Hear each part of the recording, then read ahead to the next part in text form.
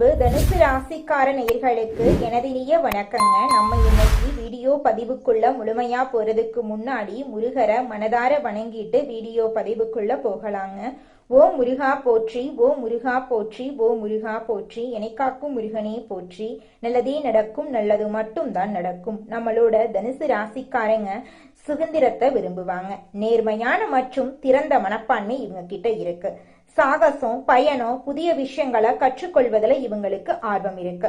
நல்ல நகைச்சுவை உணர்வு கொண்டவங்களா இவங்க இருக்காங்க. இவங்களை பொறுத்த வரைக்கும் தான் மட்டும் நல்லா இருக்கணும் அப்படிங்கிற சுயநலமெல்லாம் கிடையாதுங்க. தன்னை சுத்தி இருக்கக்கூடிய எல்லோருமே நல்லா இருக்கணும் அப்படிங்கிற பொதுநல குணத்தோட இவங்க வாழ்ந்துகிட்டு இருக்காங்க. நட்புக்கு முக்கியத்துவம் தருவாங்க. அதே நேரத்துல நண்பனுக்காக உயிரை கொடுக்க கூட இவங்க தயங்க மாட்டாங்க. தனுசு ராசிக்கார அன்பர்களே அனைவருக்கும் வணக்கங்க. உங்க வாழ்க்கையில நீங்க இதுவரைக்கும் பார்த்திராத ஒரு மிகப்பெரிய திருப்புமுனை அரங்கேற போகுதுங்க. மங்களகரமான பராப வருட தமிழ் புத்தாண்டு பிறக்கும் நன்னாளான ஏப்ரல் 14, 15 மற்றும் 16 ஆகிய தேதிகள் சாதாரண நாட்கள் கிடையாதுங்க. உங்க தலை எழுத்தையே மாற்றப்போகும் சக்தி வாய்ந்த நாட்களுங்க. ஆனா அதே சமயம் உங்களுக்கு ஒரு மிகப்பெரிய ஆபத்து உங்க வாசல்லையே காத்துக்கிட்டு இருக்குதுங்க.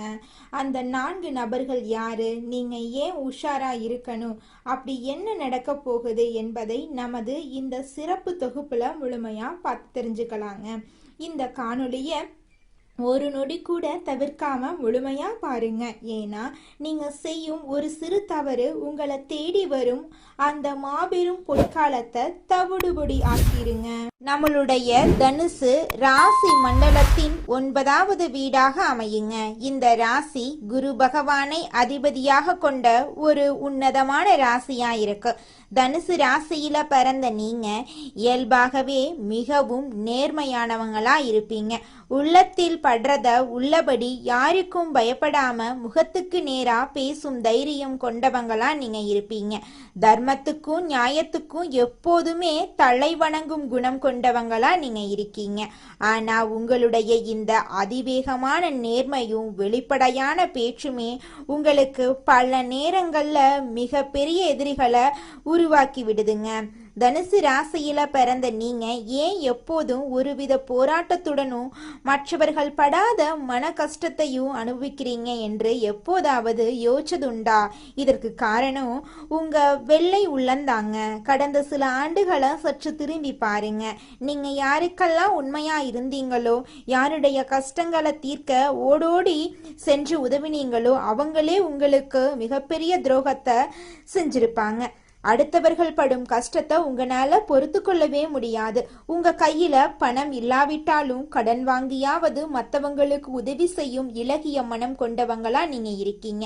ஆனா நீங்க செய்த தர்மம் உங்களுக்கு புண்ணியத்தை சேர்க்கறதுக்கு பதிலா உங்களுக்கு பல பழிகளையும் அவமானங்களையுமே பரிசா கொடுத்திருக்கு. உங்க குடும்பத்தினராலேயே பல நேரங்கள்ல நீங்க தவறாக புரிந்து கொள்ளப்பட்டிருப்பீங்க. நான் யாருக்கும் என்ன பாவம் செஞ்சேன் அப்படின்னு தனிமையில அமர்ந்து நீங்க கண்ணீர் விட்ட இரவுகள் ஏராளமா இருக்கு. பொருளாதார ரீதியா பார்த்தா நீங்க கடினமாக உழைக்கக்கூடியவங்க. அப்படின்னாலும் உழைப்புக்கேற்ற ஊதியம் உங்களுக்கு கிடைச்சிருக்காது. உங்க திறமைய யாரோ ஒருவர் பயன்படுத்தி முன்னேறி இருப்பாங்க. எதை தொட்டாலும் தடை, எதை தொட்டாலும் தோல்வி, உறவுகளுக்குள்ளே விரிசல் என ஒரு வழி தடத்துல சிக்கி தவித்த உங்களுக்கு மங்களகரமான பராப வருட தமிழ் புத்தாண்டு பிறக்க போகுது. இந்த நன்னாளில கிரகங்களின் சஞ்சாரம் உங்க ராசியில ஒரு பிரம்மாண்ட மாற்றத்தை ஏற்படுத்த போகுது. விண்ணில் சஞ்சரிக்கும் கோள்களின் நிலையில இப்போது ஒரு மிகப்பெரிய மாற்றம் நிகழப்போகுது. உங்க ராசிநாதனான குரு பகவானின் அருட்பார்வையும் மற்ற கோள்களின் சூழ்ச்சியும் உங்களுக்கு சாதகமான திசை திரும்புது. இதுவரைக்கும் உங்களை சுற்றி இருந்த எதிர்மறை ஆற்றல்கள் அனைத்தும் விலகி நேர்மறையான அதிர்வலைகள் உங்கள் இல்லத்தையும் உள்ளத்தையும் நிரப்ப போகுதுங்க. இத்தனை காலம் கையில காசு தங்களையே வந்த வழி செலவாகுதேன்னு வருத்தப்பட்ட காலமெல்லாம் முடிவுக்கு வந்துருச்சுங்க. தடைபட்டு நின்ற சுபகாரியங்கள், அதாவது திருமணம், வீடு கட்டுதல் அல்லது புதுமனை புகுவிழா போன்ற நட்காரியங்கள் இப்போது தங்கு தடையின்றி அரங்கேறப் போகுது. நீண்ட நாட்களாக திரும்பி வராது என்று நீங்க கைவிட்ட கடன்கள் வட்டியோடு உங்க கைகளை வந்து சேரப்போகுது. எதிர்பாராத திசையிலிருந்து பணவரவு உங்களுக்கு கிடைக்க போகுது. முன்னோர்களின் சொத்துக்கள்ல இருந்த வில்லங்கங்கள் நீங்கி உங்களுக்கு சேர வேண்டிய பங்கு முறையாக உங்க கையில வந்து சேரப்போகுது. இது வெறும் அதிர்ஷ்டம் மட்டுமல்ல, உங்க உழைப்புக்கு இறைவன் கொடுக்கும் அங்கீகாரம். தொழில் மற்றும் வேலைவாய்ப்பு குறித்து பார்த்தோம்னா இது ஒரு புரட்சிகரமான மாற்றமாயிருக்குங்க. தகுந்த வேலை கிடைக்காம திண்டாடிய இளைஞர்களுக்கு அவர்களின் தகுதிக்கு ஏற்ற உயரிய பதவிகள் தேடி வரும். ஏற்கனவே பணியில் இருக்கிறவங்களுக்கு ஊதிய உயர்வு நிச்சயமா கிடைக்குங்க. வியாபாரத்துல இருக்கிறவங்களுக்கு இது ஒரு பொற்காலம். தேக்க நிலையில இருந்த சந்தை நிலவரம் மாறி உங்க பொருட்கள் அதிக விலைக்கு விற்பனையாகும். புதிய கிளைகளை தொடங்குறதுக்கும் புதிய முதலீடுகளை செய்யறதுக்கும் இது மிகச்சிறந்த தருணம். கூட்டாளிகளுடன் இருந்த மனக்கசப்பு நீங்கி ஒற்றுமை பலப்படும். இந்த நாட்கள்ல உங்கள் உள்ளுணர்வு மிகவும் வலுவாயிருக்கும். நீங்க எடுக்கும் ஒவ்வொரு சிறிய முடிவும் பின்னால ஒரு மிகப்பெரிய ஆலமரமா வளர்ந்து உங்களுக்கு நிழல் தருங்க. தனுசு ராசி நேயர்களே, இப்போது நாம் பார்க்க போகும் இந்த பகுதி உங்க வாழ்வின் மிக முக்கியமான ஒரு எச்சரிக்கை மணிங்க. அதிர்ஷ்டம் கதவை தட்டும் பொழுது அதே கதவின் பின்னால சில சவால்களும் ஒளிஞ்சிருக்கும் என்பதுதான் பிரபஞ்சத்தோட நியதிங்க. உங்க வாழ்வில் இந்த தமிழ் புத்தாண்டு காலத்தில் ஏற்பட போகும் அந்த பொற்கால மாற்றத்தை தடுக்கிறதுக்கோ அல்லது திசை திருப்புவதற்கோ சில மனித உருவல வரும் தடைகள் காத்துக்கிட்டு இருக்கு. உங்க வெள்ளந்தி மனமே உங்களுக்கு பல நேரங்கள்ல வினையா முடிஞ்சிருது. இந்த ஏப்ரல் 14, 15, 16 ஆகிய தேதிகள்ல நீங்க யாரையெல்லாம் உங்கள் நெல்லுக்குள் அனுமதிக்கணும், யாரிடமெல்லாம் ஒரு பாதுகாப்பான இடைவெளியை பேணணும் என்பதுல மிகவும் விழிப்புணர்வோடு இருக்கிறது ரொம்பவும் அவசியங்க. குறிப்பா நீங்க யார்கிட்ட பேசணும், யார்கிட்ட பேசக்கூடாது, இந்த செயலை செய்யலாமா செய்யக்கூடாதுன்னு 1க்கு 2 முறை ஆலோசனை பண்ணி தாங்க செயல்படணும். நீங்க நண்பர்களுக்காகவோ உடன் வேலை செய்பவர்களுக்காகவோ அல்லது உங்கள் உறவினர்களுக்காகவோ கூட எந்த ஒரு செயலை செஞ்சாலும் 1க்கு 2 முறை ஆலோசனை பண்ணி தாங்க செய்யணும். நீங்க ஒரு புதிய தொழிலை தொடங்க போகும் செய்தியையோ உங்களுக்கு கிடைக்க போகும் பெரும் பணவரவு பற்றிய தகவலையோ நீங்க யாரையும் நம்பி தப்பி தவறி கூட பகிர்ந்து கொள்ளக்கூடாது. உங்களுடைய வளர்ச்சி சிலருக்கு கண்ணு குத்தலாம். இவன் மட்டும் எப்படி இவ்வளவு சீக்கிரம் முன்னேறான் என்ற ஒரு சிறிய எண்ணம் கூட அவர்களின் பார்வையில வழியாக உங்க மீது ஒரு எதிர்மறை அதிர்வை உண்டாக்குங்க. அதனால உங்கள் திட்டங்களை செயல்படுத்தி முடிக்கும் வரை அதை ஒரு ரகசியமாகவே வச்சிருங்க. இந்த 3 நாட்கள்ல யாரிடமாவது கடன் கொடுக்க போவதோ அல்லது வாங்குவதோ உங்க பொருளாதார சுழற்சியை பாதிக்குங்க. வேலை செய்யும் இடத்துல உங்கள் கருத்துக்களை திருடி அவங்க பெயரில தம்பட்டம் அடித்துக்கொள்ள ஒரு கூட்டம் காத்துக்கிட்டு இருக்கும். மேல் அதிகாரிகளிடம் நீங்கள் பேச போகும் முக்கியமான விஷயங்களை முன்னரே யார்கிட்டையும் விவாதிக்காதீங்க. உங்களை வீழ்த்த நினைக்கிறவங்க உங்கள் பலவீனத்தை தான் முதல்ல தேடுவாங்க. சிங்கம் எப்படி தனது வேட்டையை தொடங்கும் முன்னாடி அமைதியா காத்திருக்குமோ அதே போல உங்க வெற்றிக்கான தருணம் வரும் வரை நீங்க அமைதியா இருங்க. இந்த எச்சரிக்கைகளை நீங்க சரியாக பின்பற்றினா உங்க பொற்காலத்தை தடுக்கும் சக்தி யாருக்கும் இருக்காது. ஒரு அடர்ந்த ஆலமரத்தின் நிழலில் அமர்ந்திருந்த அந்த பழைய வீட்டின் திண்ணையில அமர்ந்திருந்தவன் தான் கதிருங்க. அவன் தனுசு ராசியில பிறந்த கடந்த 5 ஆண்டுகளாக அவனது வாழ்க்கை ஒரு இருண்ட குகைக்குள் பயணிப்பது போல இருந்துச்சுங்க. தொட்ட காரியங்கள் அனைத்தும் துரோகத்துல முடிஞ்சிச்சு. கையிலிருந்த சேமிப்பு கரைஞ்சு கடன் சுமை கழுத்தை நெரிக்க தொடங்குச்சு. சொந்த ஊரிலேயே நிமிர்ந்து நடக்க முடியாம கூனி குறுகி போயிருந்தா. அன்னைக்கு ஏப்ரல் 13ஆம் தேதி. நாளை விடிய போகுது. அந்த 3 நாட்கள் தான் தன் வாழ்வின் கடைசி வாய்ப்பு என்று அவன் உள்மனம் ஏதோ ஒரு ரகசியத்தை சொல்லிக்கிட்டே இருந்துச்சு. அன்று மாலை அவன் தற்செயலாக ஒரு முதியவரை சந்திச்சான். அந்த முதியவர் அவன் கண்களை ஊருடுவி பார்த்து, தம்பி, விடியல் உன் வாசல்ல நிக்குது. ஆனா உன் கையில இருக்கும் விளக்க அணைக்க ஒரு கூட்டம் வரும்.